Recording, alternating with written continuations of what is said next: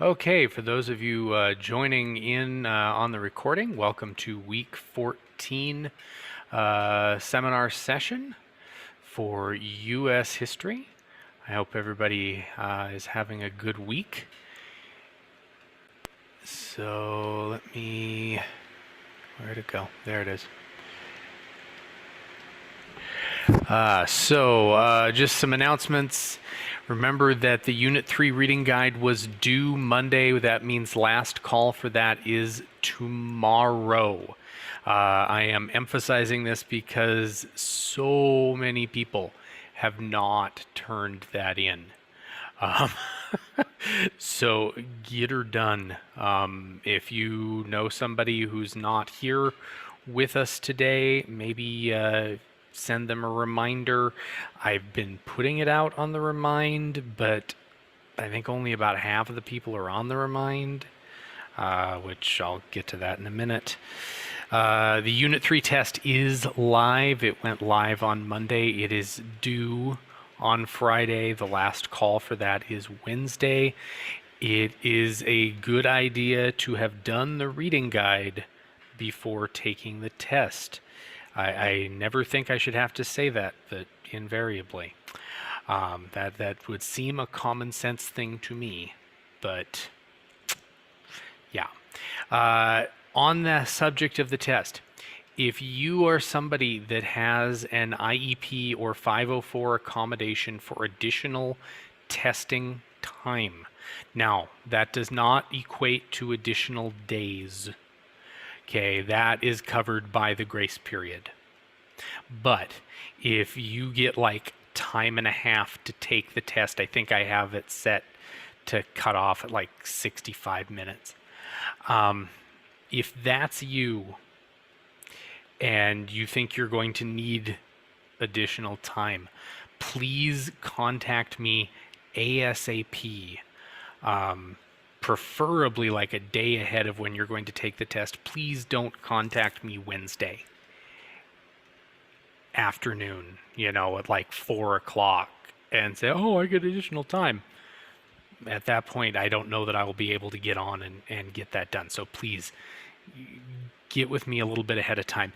And I apologize that I have to ask this of you, but it used to be back in the day that in Power School, there was this nice thing for every class I could go in and get a chart of those people that had IEP or 504 accommodations and what the accommodations were, and it was super convenient.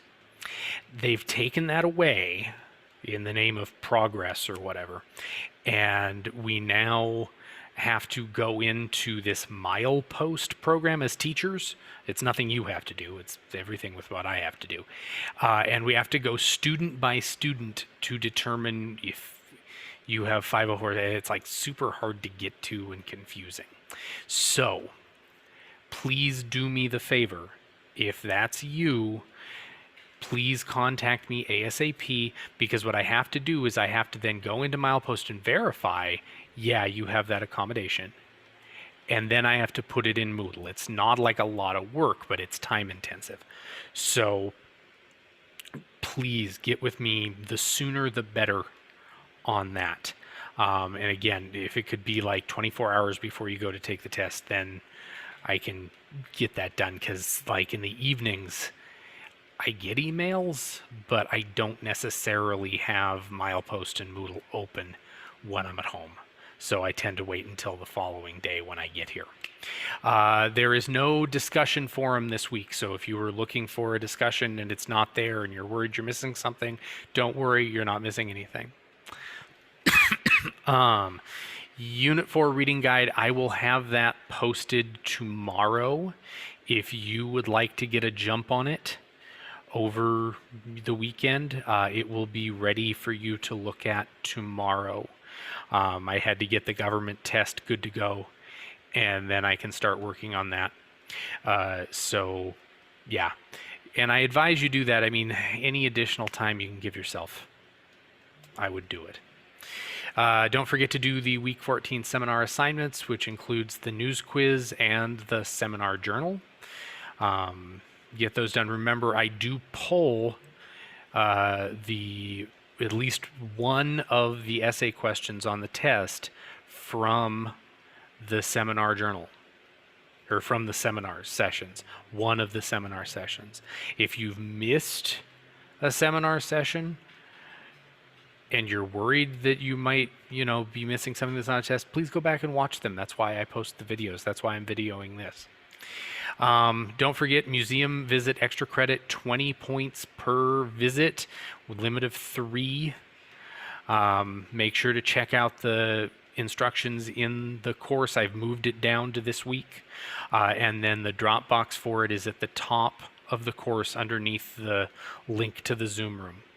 So make sure to look at that and get that turned in. January 8th is the deadline. I will not take it beyond that. Don't ask. Please join the Class Remind. If you're not on the Class Remind, you are missing announcements and like urgent things. That is the way that I can send that out. So pretty please, if you're not on the Class Remind, please do that. The instructions are in the course right near the top. It's easy. It really is. Yeah. Also, finally, and this came up today, and so I wanted to reiterate. I think I've mentioned it before, but I haven't mentioned it in a while. Moodle has a messenger program built into it, and it's nice that it's there. Please don't use it to contact me, at least if it's something that's urgent. Like I had somebody contact me about an issue with the test. That is the worst way to reach me for urgent stuff, simply because it does not like give me an alert. You have a message. No, it puts this itty bitty flag in the corner of my screen, and I will tell you, I keep Moodle open in Chrome on my 27-inch iMac monitor. And so that flag shows up in the very corner of this giant screen. And this person sent this message to me yesterday at around 3 o'clock. I didn't see it until this morning. That's when I happened to glance over and notice this itty bitty teeny tiny little flag. And it's like, oh, shoot. And it was an urgent thing about the test. And I felt bad I didn't get back to this person until today. So please don't use that Moodle Messenger. It's not a good program. It used to send me emails and say, oh, so-and-so sent you a message, and it would give me the message, and then I could go respond to it. It doesn't do that. I changed nothing. It's like a couple years ago, they changed Moodle to make it less useful. So if you need to get a hold of me, especially if it's something urgent, email, text message. My number is in the course. You can call my office number. If it's after about 3:30, don't do that, because I'm probably not here.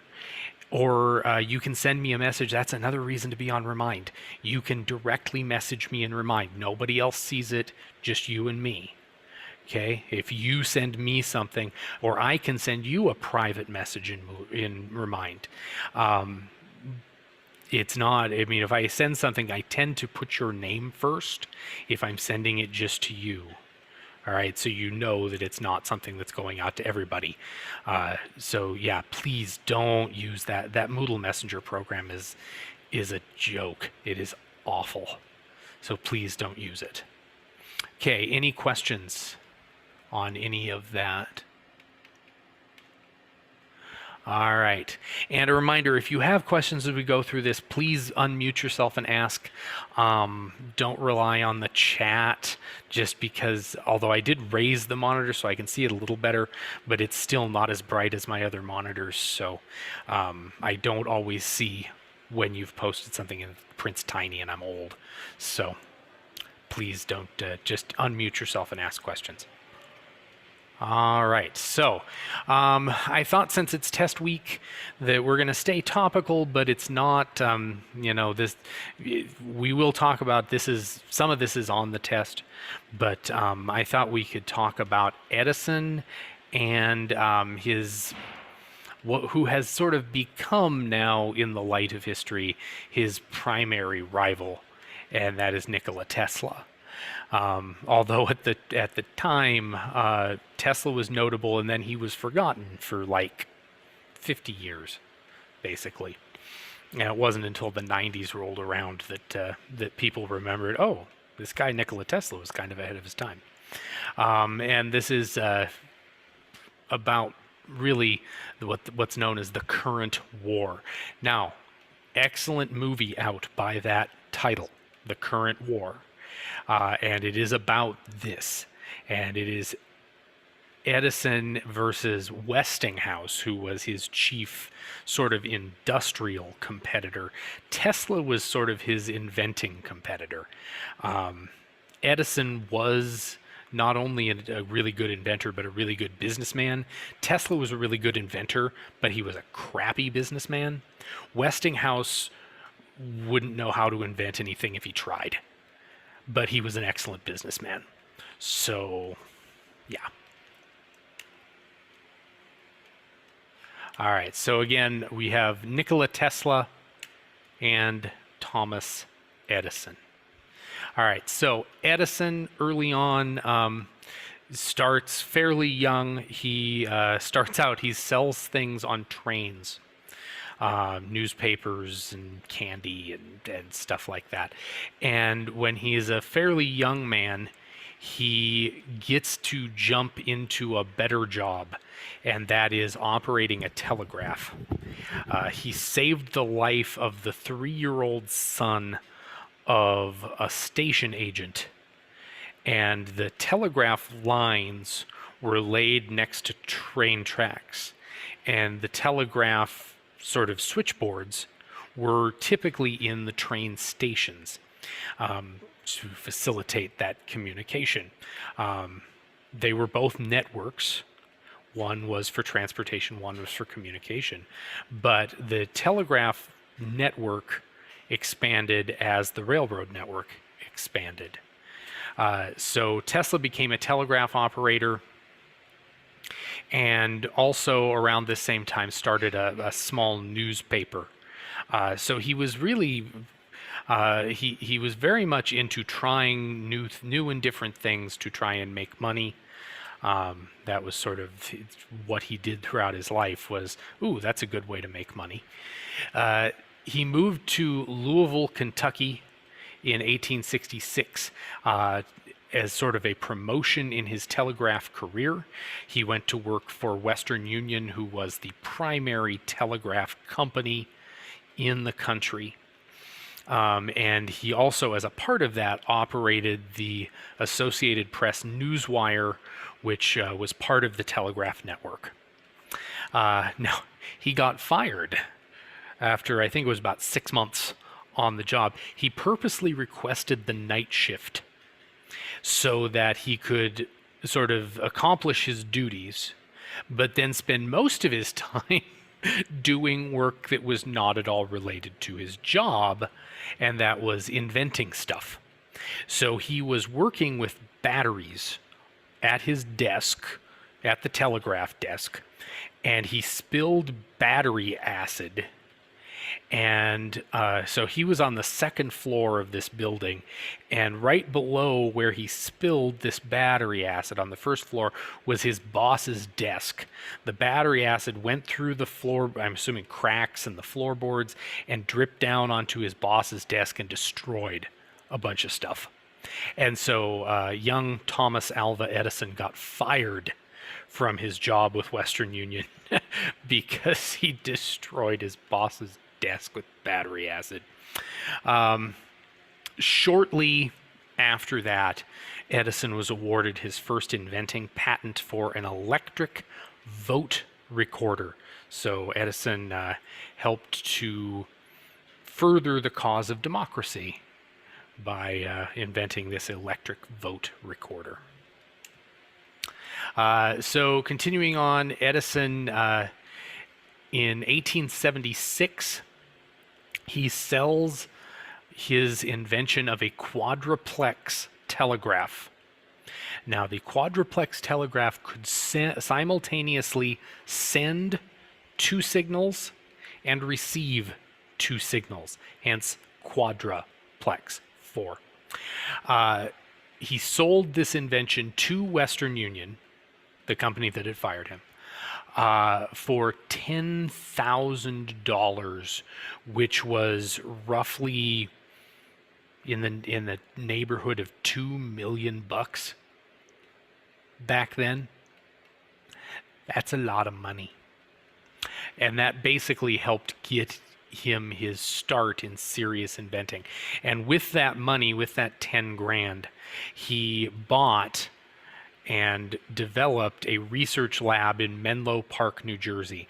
Edison is often referred to as the Wizard of Menlo Park, and that's because his base of operations was in Menlo Park, New Jersey. By the way, if you want to see his original lab, it is on display, ironically, at the Ford Museum in Michigan. And we'll talk more about Ford here in a minute. So he establishes this research lab in 1876. Eventually, this thing expands to be like 2 city blocks. I mean, it's huge. Huge research lab with like every known chemical that was out there at that time. And he did a lot of work there.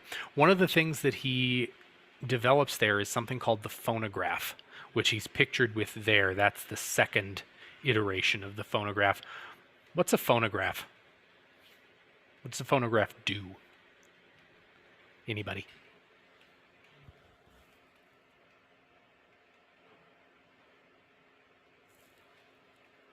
Anybody have a phonograph in their homes? Or maybe their grandparents have a phonograph?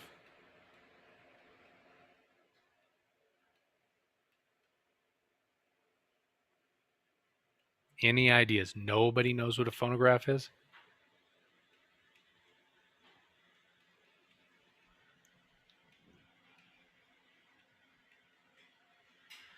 Okay, in layman's terms, a phonograph is a record player.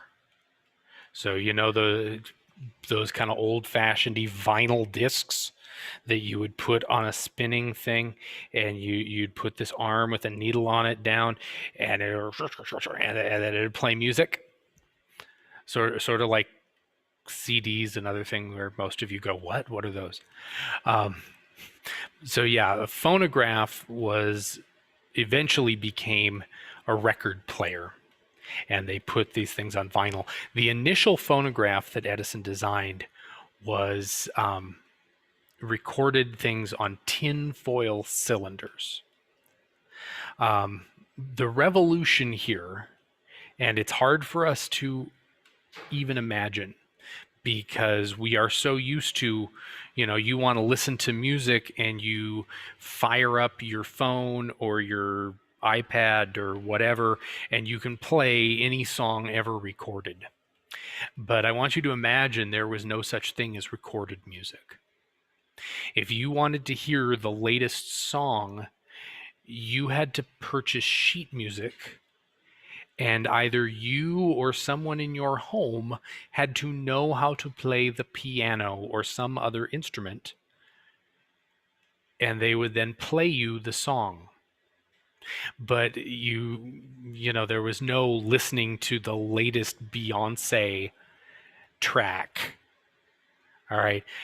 People had never had the experience of listening to the same performer perform the same song in the same way in different locations.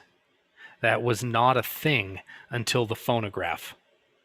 Okay, so the fact that we can pick up our cell phones and play Baby Shark is because it traces its roots back to the phonograph, which is pretty darn cool. So Edison's original design recorded on tinfoil cylinders, it was actually Alexander Graham Bell, the guy who invented the telephone, who came up with recording on wax cylinders that was a lot easier, and B, they lasted a lot longer. The Smithsonian still has some of those original wax cylinders, but eventually they land upon vinyl platters. But for a long time, it was wax cylinders. But you could record your own voice. You could record yourself talking and hear it back. Nobody had ever heard that before. There were no recordings. So that's pretty darn cool, if you ask me. So yeah, that was kind of the invention that puts Edison on the map. He invented a bunch of other stuff, but the thing that was really formative and that what everybody remembers Edison for was the light bulb. But the thing was, Edison did not invent the light bulb. And I know you're going, but wait a minute. Yeah, he did. No, he didn't. He invented the first commercially successful light bulb. There were light bulbs before that, but they all had some kind of problem. They burned out too quickly. They got too hot. They used too much electricity, etc. Edison was the first one to come up with a design that was more perfected.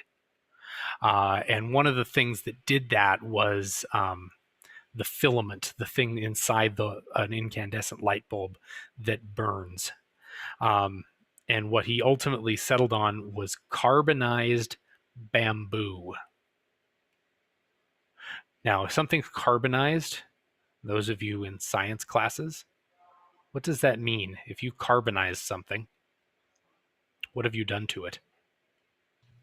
You burnt it?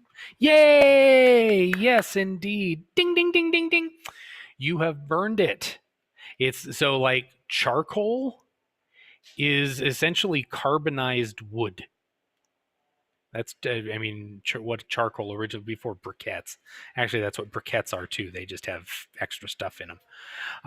But actual charcoal is literally wood that has been pre-burned, and then it's mostly carbonized.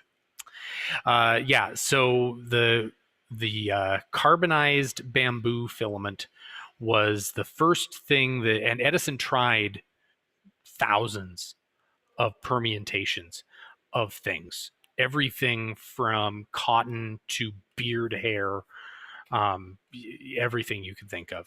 And ultimately, that was the thing that was most successful.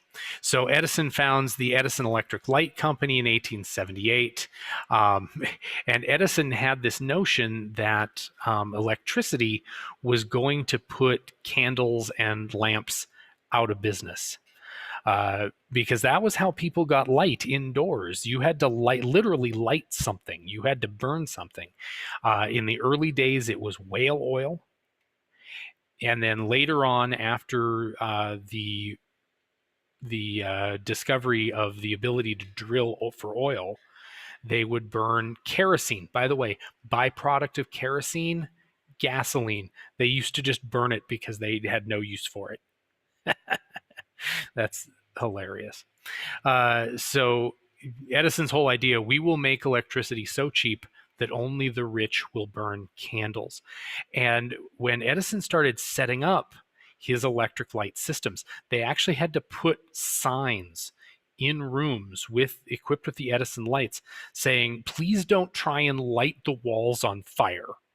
Basically, because people were so used to, you walked into a room, you went to, there would be sconces on the walls where you could light a candle to provide light, and people were trying to still light things with matches, and that was causing damage and could burn a house down. So they had to put in these signs that said, please use the switch on the wall. But I mean, imagine you had never experienced electric light before. It's hard for us to imagine because we are so used to, you walk into a room, you flip a light switch. I mean, it's automatic for us now, but there was a time when that was not the case. And eventually Edison came up with the Edison Illuminating Company, 1880. This was one of the first electric utility companies to basically supply this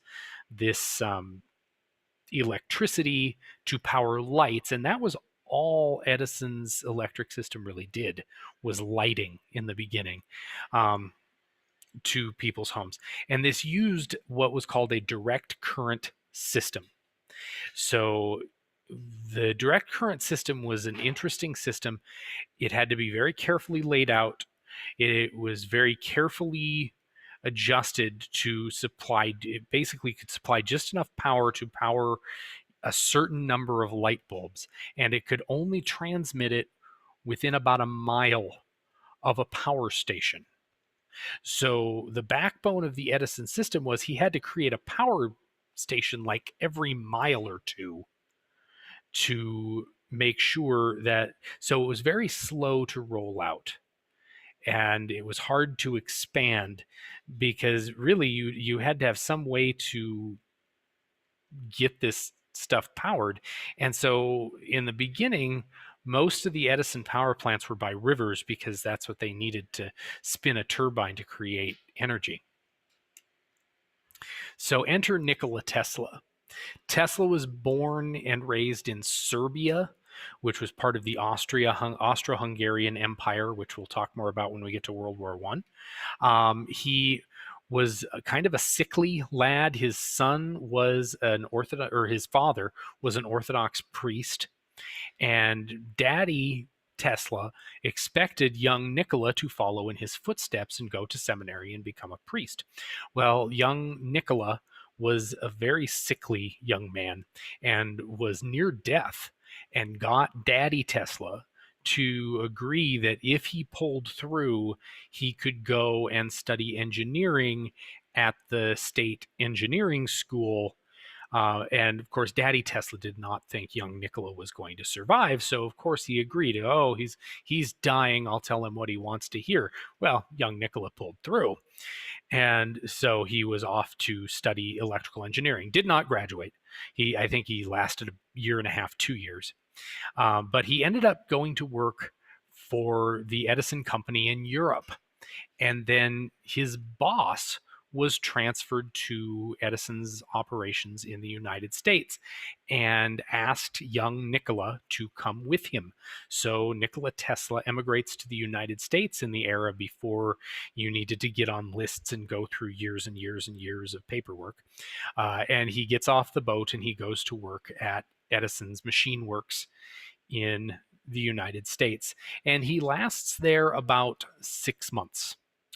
Now, this is where we're not sure what is fact and what is fiction, but the story goes that Tesla was approached by Edison to improve upon Edison's design of something.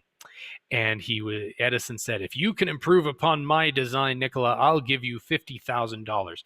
Bear in mind, $10,000 was the equivalent of like $2 million. So that's where the story sort of breaks down. But anyway, so the story goes that Nikola did this, that he improved upon this design. And he went to Edison and said, I want my money now, please. And Edison said, oh, Nikola, you don't understand our American sense of humor. And Nikola said, F you, Thomas Edison, I quit. And he took his inventing and went home. Not to Europe, but he struck out on his own. So ultimately, what ends up happening is that Tesla sort of strikes out on his own with this system of alternating current. So direct current had all of these limitations. Alternating current was a higher voltage system that could travel further because basically the electricity was going both ways. It'd go one way, the other way, one way, the other, one way, the other way, and it would change directions, and that made it more stable. It could be transported from hundreds of miles away. And so Tesla started shopping this idea around. If you want to know the technical details, you can look those up. I'm not an engineer, but in any case, George Westinghouse, who was an industrialist out of Pittsburgh, gets a presentation from Tesla, sees the benefit in this, and he buys Tesla's system. And this is where Tesla was a crappy businessman, because he gave Westinghouse like 51% of the patent. So it was easy enough for, after a few years, for Westinghouse to renegotiate the deal and basically cut Tesla out. He did this again and again and again. Tesla was so interested in getting his inventions out there that he was so desperate for money that he would let rich people walk all over him. And we're going to see how that happens with J.P. Morgan, who was one of the richer people around. But in any case, sells the invention to Westinghouse, and he gets a royalty off of every system and every Westinghouse light bulb that's sold. By the way, Westinghouse still in business, still makes light bulbs. So this sets up the war of the current, AC versus DC. Edison was so vehement that he wanted DC to win, and I don't understand this because the DC system sucked. But Edison started doing bad things with alternating current to show that it was dangerous, including electrocuting animals, including an elephant in view of the public, and showing, oh, this horrible AC system is going to kill somebody. Look, it killed this elephant.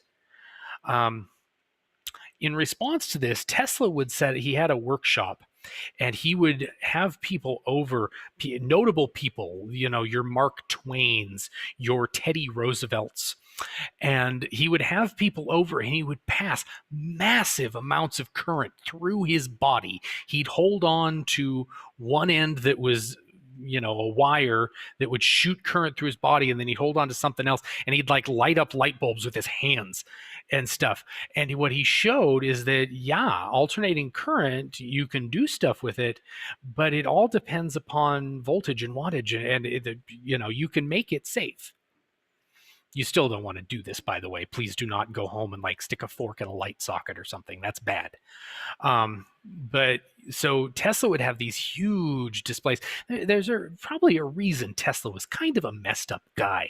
In his later years, Tesla had a romantic relationship with a pigeon. Really, really crazy guy. It's altogether possible Tesla never had sex in his life.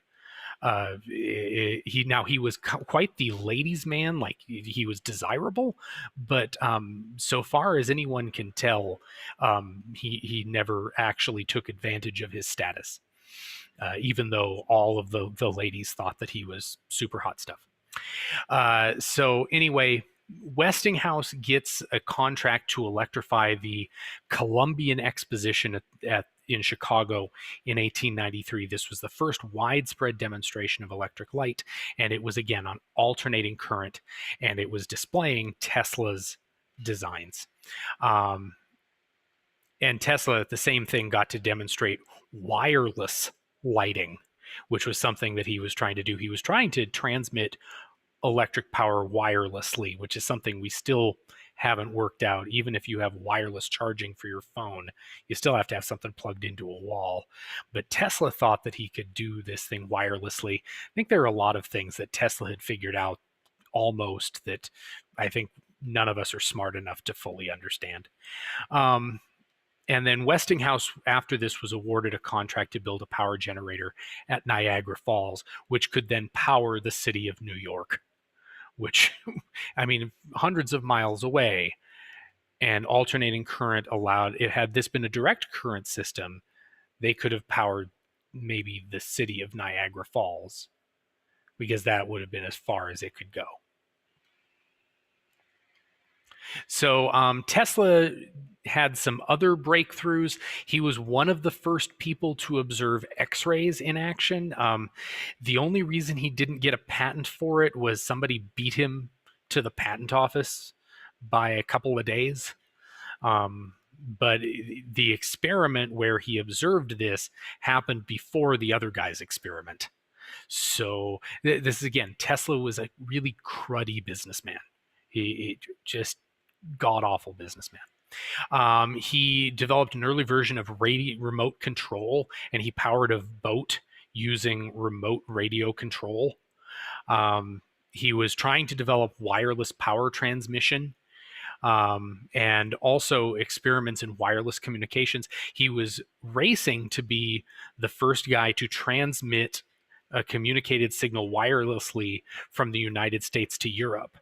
He lost out to a guy named Marconi. Marconi goes on to be awarded a Nobel Prize for his work. Come to find out, all of Marconi's designs were based on Tesla's work and Tesla's patents, but they weren't recognized until later.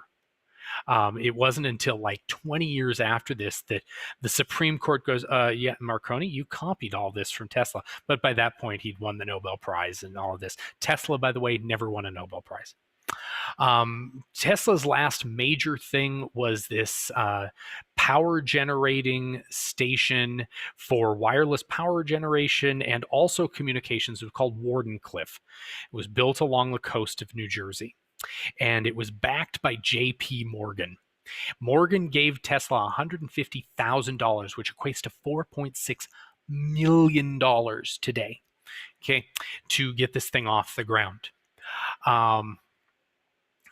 And Tesla, had all these grand ideas. He builds this big thing. And then he lets slip that his goal is to provide wireless power to everybody for free. And Morgan goes, what now? You want to do, what? No, you're dead to me. Because Morgan was a banker.